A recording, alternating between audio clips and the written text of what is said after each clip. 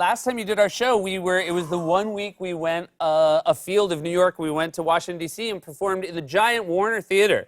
Beautiful theater. And you said you were going to have a very hard time coming back to this little theater. How is it so far?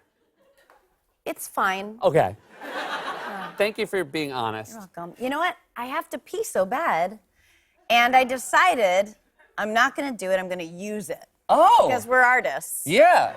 But it's really distracting. Oh, me. wow. So now looking back, you made a mistake, would you say? I feel like I probably should have done it. It does only get worse. Yeah, that's famously. It doesn't pass. I'm not going to, like, stop things to pee. I'm fine. If you had some kind of wide-mouthed, like, Snapple bottle, I would do it right here.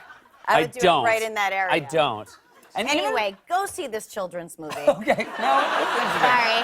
I do, because I've heard you obviously have to promote this movie that is a wonderful movie for children, Yes. even though it deals with serious themes.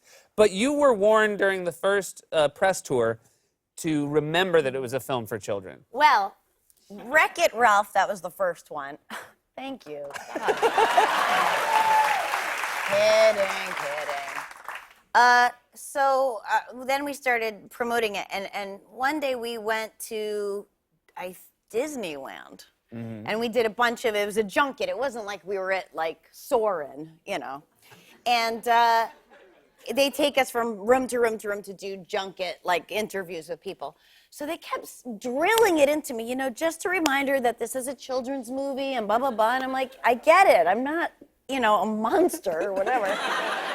And so I do the first interview, and then they're walking me to the next interview. And on the walk, the woman was like, just want to remind you again, it is a children's movie. And I go, you know what? This is honestly insulting. Like, I'm a grown woman. I certainly know the difference. Yes, I work blue in my comedy, but I certainly know the difference. And she goes, well, in that interview, you just said that Q*bert does coke.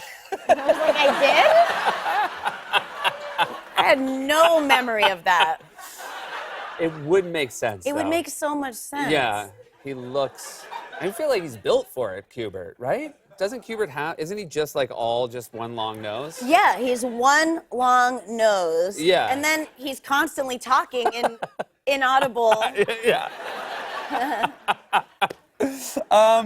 This movie is, you go from the video game world to the world of the internet, and it actually tackles themes of the internet in a way that I think will be really interesting for kids to see, that it is a wonderful place, the internet, but also a terrifying place. 100%, and it's nice to reflect the world that they actually live in. So, I mean, it's the internet, good and bad. It's bombardment. It builds you up. It crushes you down, and you start pinning your worth on outside things. And the only way to survive it is to kind of look inward, which is not just for kids, but something that we all kind of constantly need to learn. And the bad guy in it is not a bad guy. It's just like Ralph's own insecurity. It really, I know it's just a Disney movie, but it's like about the human condition. But I will admit that's what I've been saying in press. And really, you could just say that about anything. Everything's about the human condition. It just sounds smart. It sounds very smart. You, on the internet, you have experienced both the good and the bad. I have always found it incredibly commendable, and I have been very impressed with the fact that sometimes when people maybe will come at you with negativity, instead of blocking them, you engage with them with a level of empathy that not a lot of people use as a tool. I don't always do it. I'm trying. I'm not always my best self, you know, but yeah, when I feel like it's a vulnerable, like to me, I see a big difference between the liars who I have no respect, patience, and don't feel I need to be open to, and the lied to, whose crime is believing liars. Sure. Well, your show, your fantastic show on Hulu, I Love You America, Nice. obviously congratulations, you use that as well. Yeah.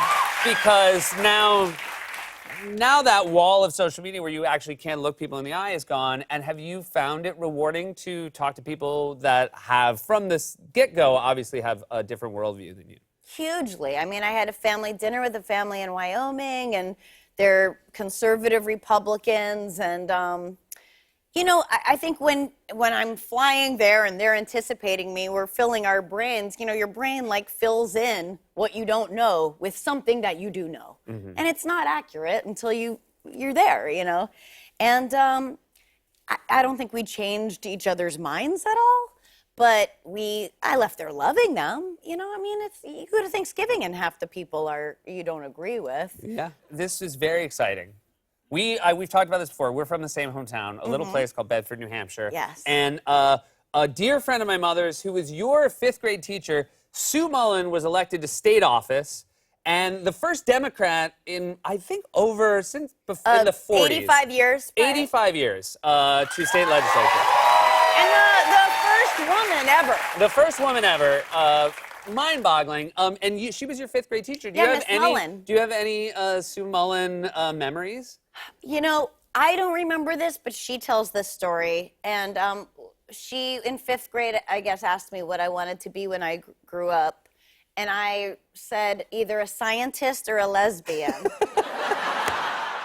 And I'm actually not attracted to women personally, but I thought it was a job and it seemed easy. That seems like fifth grade seems old to get that wrong. I know. It was old, but